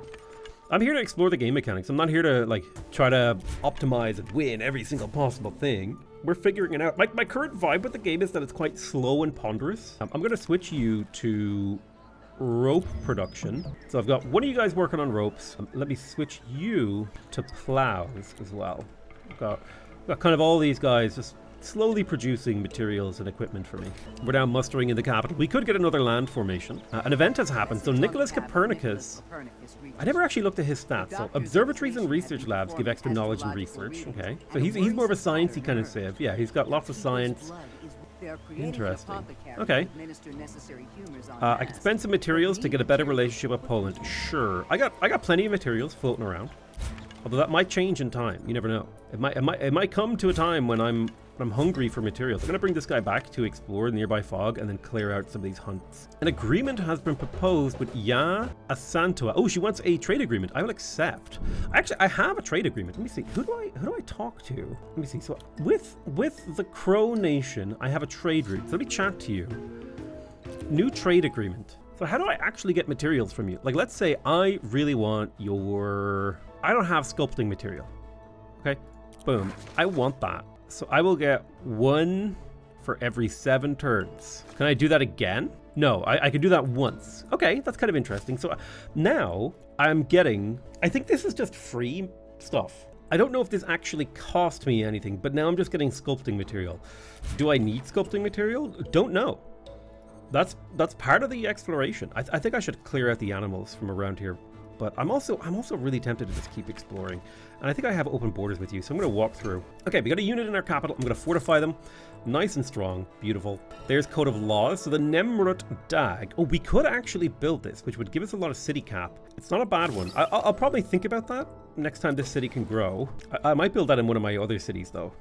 Like if I have a crappy piece of land that I don't particularly love, I could build it over there. So what do we want to build next? I think I'm gonna go for trading. Let's research trading. This is gonna give us some prestige. It'll give us roads between our cities and other nations if we have open borders with them. We get access to trade goods, which give prosperity down here. Then we've got the trading post, gives prestige, it generates wealth. Oh, it yields 5 wealth, and it costs food, wood, and materials. And then the bakery is used to bake delicious bread. Very cool. Bread gives you health and food. Interesting. Okay, so on V is unbusy, for lack of a better phrase. And it's probably time that we built ourselves in this tile here some housing. So where is a dwelling? Yeah, it's going to give us +5 housing in here and a 3% production bonus. So I'll pop a house down here in the capital region. We can keep growing our cities. Oh, we can change our government. So we are a chiefdom right now. It doesn't give any bonuses. And we can switch to a monarchy, which will make our capital better. And then we could choose a policy. Ah, interesting. Now, I don't remember if there was there used to be... Ah, I see. Chiefdom had no tax rate. So we can go high taxes here, which will hurt all of our cities but get us a ton of gold. We can go medium taxes, which gets us a lot of gold but no positive effects. Or we can go low taxes, take a little bit of money, and get... lots of happiness. So we get 15 happiness, 10% city growth, and a 15% research boost in all cities. But I'm going to go low taxes here. 5 wealth per turn for every city I own is insane. City siege defense makes it a lot harder to kill us, or we can give a much better palace. I'm going to go for wealth. I don't know if I can change this. You can change the current policy free of charge, best suit. Okay, so you can change your policy at will. Very cool. So we're going to get 10 security and 5 prosperity in our capital. Let's switch to monarchy. That should take event next turn. The Ahafo will use a little bit of wealth to give us some knowledge, and we'll get a relationship boost with them. I will always be willing to spend resources to make people happy. Because the value of someone else's... The value of a relationship far outstrips the material cost to maintain it, usually. It's something you got to think about, you know? All right, let's pop on to the next turn and see how things shake out. I don't know what this 4 number here represents. Is that how many things are queued up? I think that's how many things are queued up in the city, which is slightly misleading because I feel like that number should be, this is how long this thing will take. Okay, Japan and Persia are now at peace. We're now a monarchy. Crafting rope, crafting baskets. Yeah, it's all coming along. All right, so what do we got? We got an event. Eclipsing Curiosity. Your advisor for the stars are telling a great solar eclipse, so we can spend material to get a 5% research boost and a relationship boost with Georgia. I'm always happy to spend materials. Always happy to spend resources. I can just increase my resource production. Oh, hey! We finished the granary, so let's start producing grain stores, because that'll allow us to grow the city a lot faster. And I will use grain. I am producing 1.4 grain per turn, so if I use 1 grain per turn, I'm still slowly gaining the amount of grain that I have. I am not gaining ceramic pots, however. So I won't use ceramic pots or whelp in this just because I'm not producing them yet, but this is fine. This is perfectly good. Now, if I were to put a specialist in the granary, what would that get me? It would improve the crafting at that location. Got it. And now we're making more farms to improve the production of grain. Awesome. So once we have grain crafted, we'll start eating it in Baliaclia. We've got a hunting camp down here, and I can choose what it actually produces. So I can get 1 fur every 5 turns based on its production rate, or I can get 1 food every 2 turns, or I can get 1 venison every 5 turns. Maybe venison would be better. Venison is used to make cured meats, which is food, prosperity, and happiness, but also gourmet meals. Ooh, okay. Let's get the venison. Venison would be very useful. Keep scouting on over here. My little scouts are doing their job. Relationship with Georgia has changed from neutral to friendly. Awesome. We don't have a trade agreement. Can we? You need to do open borders first. So let's manage borders. How do you feel about open borders now that we're friendly? Unit is exploring. Yes, keep exploring the nice coastline. This guy over here is continuing to explore for me too. Do please explore more. Oh, we found some salt. Agreement declined. That's sad. Thought she would accept it. We're consuming this. We found a resource cache. Oh, please do consume that resource cache for me. Didn't I have a hunter? Ah, there you are. Okay, yeah, I was wondering where my 3rd scout was. I was like, didn't I have a scout running around out here somewhere? I did, it turns out. Right, so we've unlocked trading, trade, road passes, all that exciting stuff.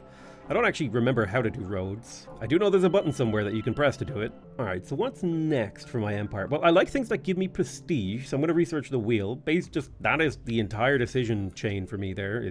This gave me prestige. Oberdachen has a claim. Do we have any bad tiles? Like bad land that we could stick a wonder on? Banger over here is not very good. In-game and in real life. Oh! Take that, Banger. I might grab the Aegean Sea here and start doing a little bit of fishing. It's tempting. This land is so good this early. I could even keep pushing down to Kilkenny here. I think these shellfish might be worth claiming, so I'll grab them. Might be something worth it there. It might not be worth it, but I'm at least willing to try it out. Okay, the map is starting to really open up now. We got another event. The Never-Ending Tides of War. I can give them metal ingots. No. We will not be giving you metal ingots. That's where I draw the line. I can't even make them. I didn't even know I had that many metal ingots. Yeah, I've got 5 in my inventory. You're not getting them, bro. Here's the thing. I'm not going to give you the weapons that you're going to then turn around and kill me with. This is not how I vibe. Okay, we claim the region of the Aegean Sea. It's got like 3 little food things on it. I don't understand what that is, but we'll figure it out. Let's go to the next turn. We're making good money. I've got an idle city in here. So, Oberdachen is sort of idle. I'm tempted to go ahead and do the fishing nets. I also like the idea of building the Nemrut Dag. And I could park it right here. Take 22 turns to complete, which isn't honestly that long. We also have a specialist. Maybe before I build the Nemrut Dag, I should build a stone pit, because I can put a specialist in the stone pit to boost the city's production. And then maybe we can get the Nemrut Dag. Yeah, I'll try to build that. I'll be able to get another city maybe.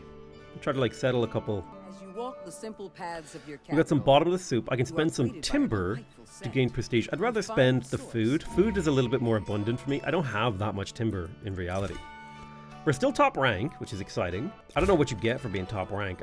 Prestige, maybe? You're just like, well, I mean, as in, like, not the in-game mechanic of prestige, but just like, yeah, I'm top rank. Screw you guys. City tier increased. On V has leveled up. Do I want zebra and grapevines? How important is zebra and grapevines to me versus how important is it to consolidate my territory over here. I don't think grapevines are that important to me. It's likely I have those available elsewhere. I think more important to me is consolidating my territory in this nice lush riverlands. There's really good food, a little bit of lumber. So that's what I'm going to focus on. Oh, good sir, keep exploring. We got all of our farms in here. So I'm wondering, how much grain per turn am I actually producing now? Okay, awesome. So a single farm now, because of all the buffs to its production, some of it is coming from my farms, some of it's coming from the granary, some of it's coming from the farm itself, some of it's coming from the city production. We're able to produce grain at a rate... Oh, it's also outputting food. Very nice. So it's outputting food and grain. Exciting. Very, very cool. But yeah, that's definitely going to help the city to grow.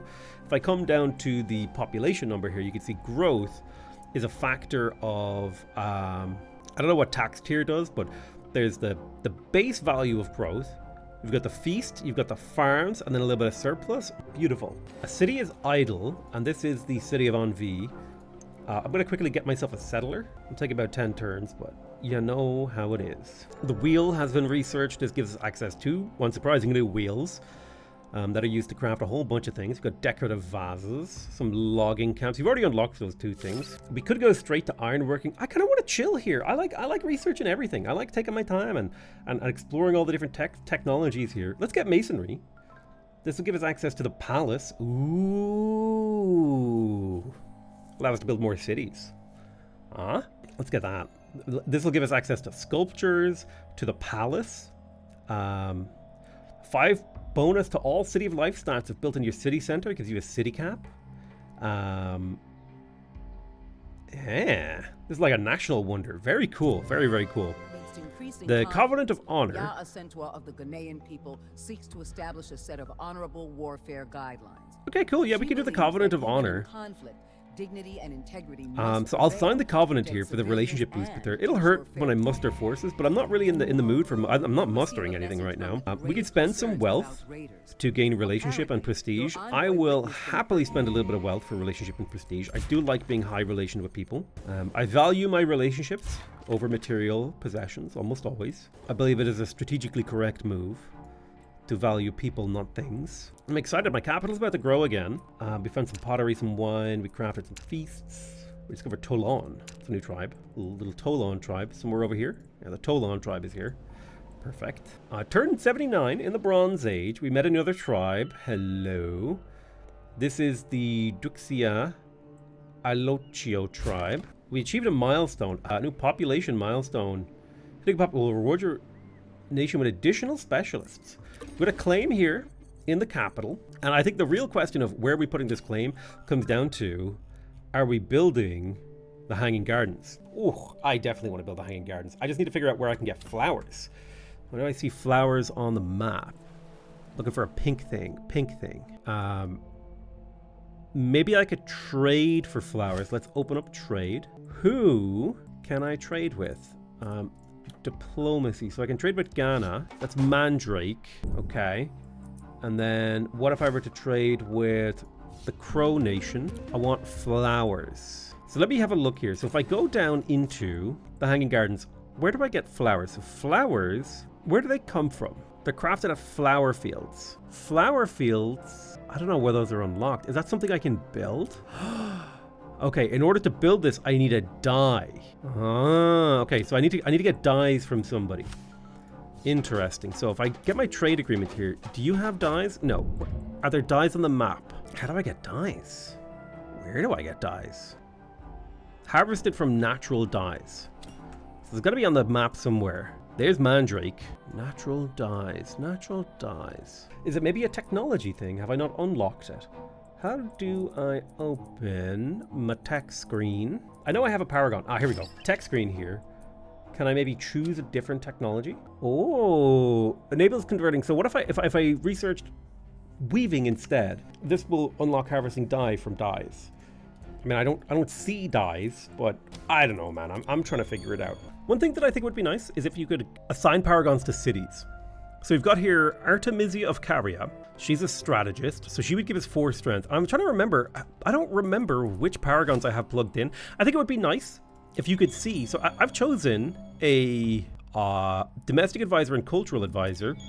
It would be nice if there was like just a little symbol here that would be like, hey, you've already got someone assigned to this, why don't you hover over this and you can see the bonus you're currently getting. I do like the idea of extra bonus experience, but I also like the idea of being able to make great works of writing. So I'm going to take the strategist here. Artemisia And can I make, okay, so in the Great Hearth in Balia Ahaclea, I can get her to create a great work of writing. So get in there. And what does that actually mean? What does that actually do? So she's working on a masterpiece. What's this little angry symbol? Masterpieces are created in improvements for power grants. The word prestige at the end of the game, it can be combined into masterpiece sets for even larger prestige rewards. I probably just don't have anywhere to put it, which is why the game is like, you shouldn't be producing this yet. As your emissaries into the settlement, a blacksmith from the tribe inspects their weapons with interest. I'm going to consider the offer to like buy myself turn before I decide on that, because I don't actually have that many materials. We hit a new population milestone. That's good. Ropes, lithic tools, feasts. We got the new stone pit in this city, and I wanted to plug a pop in here. So that's +1 city. So it's +1 production. So that shaved 1 turn off the Nemrut Dag. I guess that production is shared across the city, but +1 production feels quite low. But I suppose that is what we went for. I'm learning about the game. Why don't you go hunt? Go hunt that cougar for me, buddy. My little cougar hunter. Yeah, I'm low on wood, which is not usually something I have to say when I'm hanging out with your mom. So I forget what we built in here. This city is idle? What did I build? This is part of the problem with this game. Remembering. So we've ran out of jewelry. I think I'll start using grain stores in here so we can grow slightly faster. We've got happiness and health. Happiness gives production. I'm thinking about it. I mean, happiness is great because of the production boost. It means we build everything faster. We do have another specialist. Where do I want to park this specialist, actually? That's a great question. Do I want to weave baskets more efficiently? Do I want to make grain? I think it would be nice if we were producing these grain stores faster, because that means more of my cities could use them. So our production per turn is pretty good to where we could probably plug these into another city. So bison can be used to craft cured meats and leather. Let's see, where should we snap up next? We could go for Phoebe here and focus hardcore on even more growth for this city. Like if we fit in another, if I were to claim Phoebe here, right, that's a 4-slot farming zone. If I built 4 farms in here, that'd be another 12% growth for the city, allowing us to grow it even bigger. The next tier of population would get us even more claims, more experts, more research, more city production, a bigger tax multiplier. We could also choose to work on a water well. What is this? I don't remember unlocking this. Ooh, so this gives 10 city health and it upgrades your farms in the region. Well, now you're just making my decisions for me, game. It would be good to build a watchtower in my capital zone as well. That's another 15 city security. Also, don't forget that all those positive points, they lead towards a golden age. And that's something we really, really like the idea of. So I think maybe pushing for the golden age, because my civ is particularly good at golden ages. So like 15 city security would push us up into even greater heights. Oh, we could build irrigated farms? Wait. Oh, damn. So does that mean I can come in here and I can upgrade you? So for timber and metal tools, we could upgrade you. So irrigated farms, it seems like are twice as efficient as regular farms. So a regular farm, interesting. Okay, so we're gonna have to start thinking about metal tools. I think I will build the watchtower in the capital tile here. This is a one per city building. So I'll put the watchtower in the capital center. Ooh, I would love to build. I want to build an altar though. No. Right, we'll build a watchtower. We want those golden age points. I feel like the trading post should give the city +5 prosperity. Like just +5. Come on now. Ooh, and then the other thing we should do is we should totally get ourselves another settler. But we should do that first so we can grab the land to our west. Because if we build the Nemrut Dag, we'll be able to build 2 cities. But actually, yeah, no. We should wait until the Nemrut Dag is actually done before we do that. So I'll focus on building up the capital a little bit. We're now neutral with Japan, crafting all beautiful things. The city's a little bit unhappy.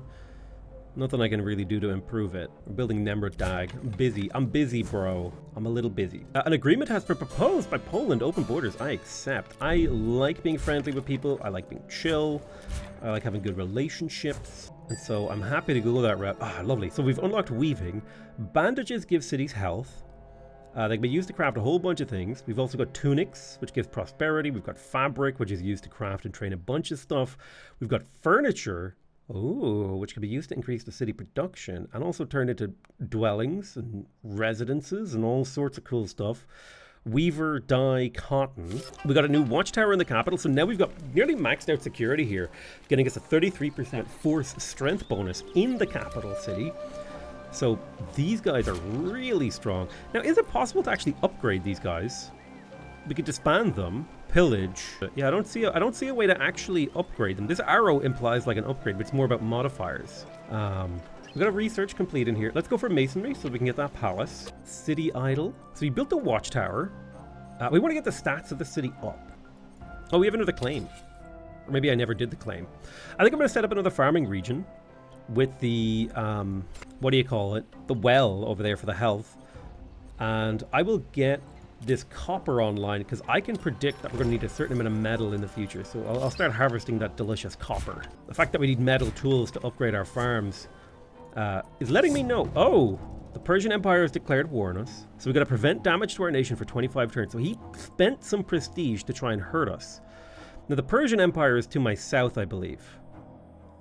Yes. So I'm going to change what I'm producing. Let me have a look at what kind of formations do I have access to now. I can have 2 more units. I have battalions.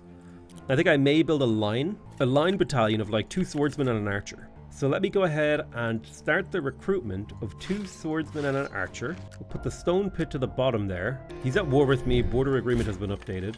So all I got to do is stay alive. Got to prevent him from doing damage to me. So he's coming in with what looks like a spear formation. I'm fortified in the city itself, so I'm not worried about that. He might pillage a few things. That's fine. Copernicus wants a trade agreement. I'll take it, brother. Speaking of which, Copernicus, you got any dies? Well-known general has abandoned his Okay, post cool. in the middle of A general has causing abandoned a his stir. post. Your advisors convey that there is no greater dishonor, though they include in their report that the general had rushed home upon hearing his wife was on her deathbed. The general, overcome with grief now that his wife has died, openly submits to your justice. So we can However, recommend for a situation decrease in rank. proceeds with honor. We could discharge him from the army, or we can submit him to capital justice. Which city is this? I wish that is something I wish I could know, is like which city is going to be affected by this, because that might influence my decision. Because I don't want the force strength, so, but also city security is worrying, so I'm going to take the city happiness. Yeah, and it is here. This is where I was worried that the force strength would matter. Right, we're still producing the Nemrut Dag. I fully expect him to make an attempt. There's masonry, so we can build sculptures, the palace, the Great Pyramids of Giza. Beautiful, we've got ceramics now again. Let's research sales. Maybe we could build a Colossus of Rhodes. Kind of cool. Ooh, docks. Used to create navies. It gives a 10% city production boost. Oh, for sure I want some docks. We have 1 swordsman. It's not what we're looking to do, though. We're not looking to build swordsmen just yet. I'm going to take the plus 10 city security in all my cities, because that will make my units even stronger. No, I do not want to sell those dyes. Well, actually, now that I've discovered dyes, I'm making a ton of dyes. That's perfect. Yeah, sure, we can have relationship boosts. So wait, where are the dyes? Ah, I was sitting on dyes the whole time, but they just hadn't been revealed. And now we see. We are discovering gameplay mechanics, hidden resources beneath the fold. It feels bad that I'm going to have to crush this cotton eventually with like some kind of settlement building in the center of my city, but for now it should be fine. Ooh, a resource cache. Yoink. I can't believe there's still resource caches around out here. Why don't you go ahead and heal up for me? I will be amazed if he makes the decision to come attack me. No, I think he's going around and pillaging. He's looking for an edge. He's edging around the edge of my city. Listen, I can't help myself. I have a problem. What is this? Ooh, tobacco. Could make a lot of money. I do like the idea of getting salt and cotton over here. We may go for that. Also, we could get wool or goats. Never been that excited to like get goats before, but there you go. There you go. I love being me. Sure, let's get the goat. Let's do it. The city is idle. On V is idle. I'll recruit a swordsman in here to participate, and a settler has been recruited. I'll move the settler towards my capital. I don't feel safe moving him out. Oh, Crow Nation. That was very, very. You got so much room, bro. You gotta settle towards me? How dare you approach me? Will you be falling out of favor with the universe? Let's see. No, Poland and Ghana will be. So, if Poland gets obliterated by history. I'm sure I can probably expand into the territory that's left behind by their fallen empire. Okay, so we got a Nemrutag, you're on the way, we got swordsmen coming, boom. Yeah, so what are you doing? You are pillaging. That's fine. You pillage all you want. We got a claim over here in Oberdetten. You know what, Persia? I was gonna be chill and not expand towards you, but now you've pissed me off. I'm gonna start taking this good land that's right on your border. We just need an archer and then we can deploy another reserve unit. So how do I build roads? I remember it was like, there's like a button in here. Manage roads, there it is. So I could build a road to Oberdetten here. So if I click this and then click my, oh, a dirt road already exists. Can I build new roads? Like, so I could build a road between Dublin and Meath. If I click here, this sort of, it'll cost me 10 materials. Boom. Oh, I think somebody else built this road. I see. And could I build, oh, I could build a road. Could not find a valid path. But I could also build a road to Poland or Japan. Very cool. I like the automated road building thing. All right. They damaged a farm. That's totally fine. That is their prerogative. They can pillage and destroy all they want. I'm gonna go ahead and grab Manon here. It's a good resource tile, lots of food, lots of good stuff. I think my capital is now like consuming an insane amount of food. Yeah, 36 per turn. Yeesh. A lot of food. And I'm not sure what I should try to build. Like if I were to try to build chairs, yeah, it takes a lot of timber to build chairs efficiently. And fabrics. Maybe we shouldn't bother with furniture. Maybe we should try to produce baskets, just so we have a supply of baskets constantly. Because I think we're producing tools and plows and rope and in a regular quantity. God, he's got a lot of active forces. Oh, don't you worry though. I'll have the settler park here for a few turns. Where is the wait button? Got it. So there's sails. We can now build triremes, which are like an early military unit with indirect fire. Salted fish, docks, the Colossus of Rhodes, all very interesting stuff. I'm just gonna like, if I encounter these things during gameplay when I'm exploring, then I'll move towards them. Otherwise, we're chilling. I'm gonna build a line formation. So archer, swordsman, swordsman. And we're going to deploy those in Oberdetten so that we can use them against our opponents here. We also got an event, Science and Council. Oh yeah. I don't know why I wouldn't take this. It's just free knowledge. Seems hard that like, it's like, do you want free knowledge or do you want to piss off Poland? Well, listen, I see no reason to piss off Poland, so I will take the free knowledge. Thank you very much. I am a great leader. All right, let's kill this guy, Cougar. I got to research 2 more technologies. Claim the zone. We're working on another swordsman in here. I'm going to tell my capital now that I would like a swordsman and an archer, and then you can go back to the sword pit. I'd like to deploy another line formation. So we're still mustering here. These guys are not ready to deploy, but they will be soon. They will be soon. The city is idle. You built the swordsman that I needed, so I appreciate you. And it would be nice to harvest cotton. So, I mean, I could build an irrigated farm, but they look expensive. So I'm just going to build a regular farm to start getting a little bit of cotton income. Reserves have been added. We're waiting for the swordsman. Oh, hey, we met, who is this? Hey, Spain, España. Your lips didn't move enough for that expression there. That's my feedback to the developers. I mean, it's got a lot of stuff in here that's great. But stuff like that will take you out of it. What is this? A deer. A white-tailed deer. Very cool. Yeah, you exploit those horses. I'm a come for Zvanka. I'm coming for that, and I'm going to take it. I think they're willing to let me in. Right, where does the game think I should settle? The game thinks I should settle here because there's a bunch of resources, but my brain is like, I want to settle somewhere where that is like a big tile without resources. So like, you know what I mean? I think that's what I would prefer is like, I don't want resources in the capital area. I want the capital area to be free for like really high quality housing and stuff. So I would more likely settle here than here. So I can get that rice in a different way. Oh, hey, we got a great tile over here as well, actually. It's a little bit more northern.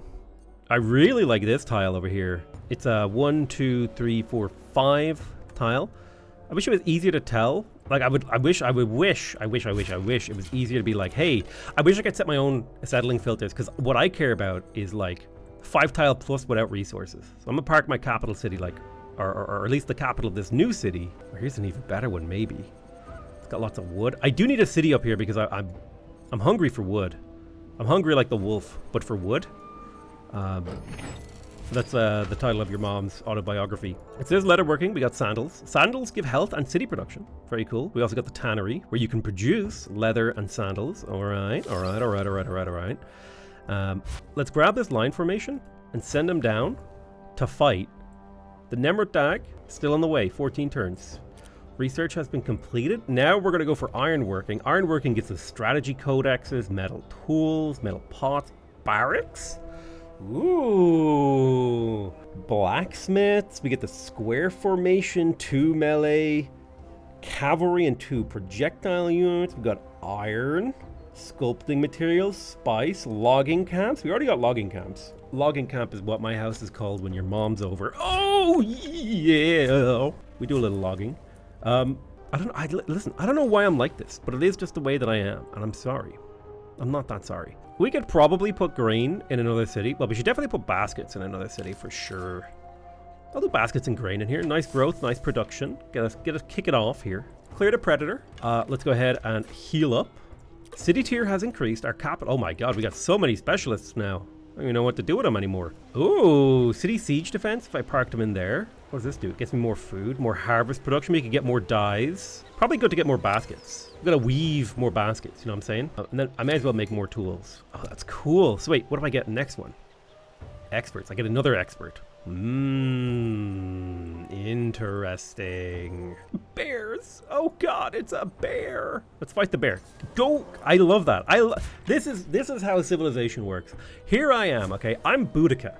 Okay? The year is Bronze Age whatever. And I'm like, listen, scout who I'm telepathically communicating with a scout in the wild tundra far to the south of my empire, and I'm like, listen buddy, there's a bear in that woods, I need you to go man fight it. Oh, this is why I love 4X games. Okay, so let's make another line battalion with archer, swordsman, and we're going to deploy those into Oberdehen as well. Oberdin. We're not going to siege that. Oh wow, you guys got weaker, a lot weaker. You go ahead and indirect fire these losers. All right, they took a little bit of damage, so they'll fire next turn. We're deploying more. Agreement has been proposed. Oh, trade agreement. Let's do it. Yeah. I love trading. Oh, your empire is really pretty when you zoom out. Specifically Spain's. Everyone else's is ugly, but Spain's is pretty because they got trees. Write that down, developers. Trees are pretty. I don't know if you need me to tell you that. Oh, I'm under attack. Our orders were interrupted because an enemy force engaged with us. Now, this battle, we are winning slightly. Expected outcome is a victory in 5 turns, but I have another troop that I can deploy. I'm going to deploy my garrison force forward here to try to support the battle, I guess. Mustering begins. Yeah, we're mustering in this place. We could get another army, but it's not my vibe. It's not what I'm looking for. So I can spend some materials to get lithic tools and relationship. I will do that. Love positive relationships. Big fan. My scout lost 35 health while fighting a grizzly bear. This is the kind of strategic report that I want as a leader. Oh, right, we got ironworking. Damn, we research crazy fast. We got the logging camp. Beautiful. All this beautiful new stuff has been unlocked. And we're in a new era. Welcome to the Iron Age. In this era, the use of bronze gives way to smelted iron, leading to myriad of inventions. In warfare, fortification, city walls, and protracted sieges with powerful siege engines become innovations. We got a whole... Oh, lots more prestige in this era. I'm excited by the... Oh! Your nation has advanced to the Iron Age. You currently have enough prestige to survive the transition into the next act. The next act begins when 4 players have advanced into the early Middle Ages. Okay, so this is these act transition things. The early Middle Ages, once 4 people hit this, the whole world makes the transition. That is exciting. So we've got a new research here. We could go for coinage. Ooh. 15 city prosperity, very cool. Cultural heritage would unlock statues. Navigation would get us the Great Lighthouse. Now that's a cool... Oh, +3 available merchants. We could trade more. That's kind of neat. Gourmet meals could be unlocked. We could unlock textiles. So a lot of this, I see. Right, okay. So because I've been researching everything, I've been kind of unlocking things previously, and so these techs aren't quite as good for unlocking stuff, although I would like to unlock the mint. 15 city prosperity seems quite good. Let's see, so siege warfare, would give me city walls, keeps invaders out and prevents the city's capture at least for a while. Very expensive to maintain, however. The fortress is an upgraded version of the watchtower.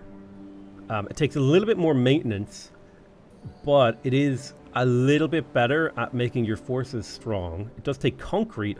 I don't know how to make concrete. How do you make concrete? Concrete is created in the cement plant and the ceramic shop. I see. So I imagine I will unlock concrete. I mean, I guess somewhere in here. Ooh, the inn generates wealth. Can craft gourmet meals. Gourmet meals are made from... I've genuinely no idea, but they are cool. Happiness, health, growth, food. Ooh, the monument. Plus 10 city prosperity and plus 1 bonus prestige per turn if built in your city center. That's just 1 score per turn. Oh my god, we need to get monuments. Monument building, go, activate, get them. Oh, this also would have unlocked this wonder. Ah, okay, so there's a lot of... So you don't have to get every tech. You can chill. Daddy chill. So I'd like to build the docks because of the production boost from that, but I don't have... I don't think I have a place that I can build it. So what do I want to do in here? I suppose I did just unlock a new formation. Oh no, I've deployed all my troops that I can possibly deploy. These guys just deployed. I'm going to go send them to join this battle to switch it in my favor. In Dublin, okay, the docks costs a lot of maintenance, but it does have a really nice effect positively on the city. I do want to build a flower field. You can only build 1 flower field in your entire country. Whoa! Okay, this is like a unique thing. I guess I'll put the flower field over by the bison. Ooh, this is a culture building, so I want to find like a place where I could build my culture things, maybe. So hunting camps generate wealth. Where am I going to put my culture buildings? Well, goats are farmed upon. Where do I put my culture buildings? I want to have like a culture district. You know what? The goat district is now the culture district. Boom. Decision made. Flower field, go. So this is worth plus 5 city happiness, which is pretty darn good. I wonder what's actually affecting it. Okay, war weariness hurts your happiness. I see. Okay. Well. We are learning. Now, we did just hit the Iron Age, and we have irrigation, so I'm thinking now might be a good time to do a break in this series. So there'll be another video, probably uploaded immediately after this one, so go check it out. I want to thank you guys very much for watching. I love you all very much, and I'll see you guys next time. Bye-bye!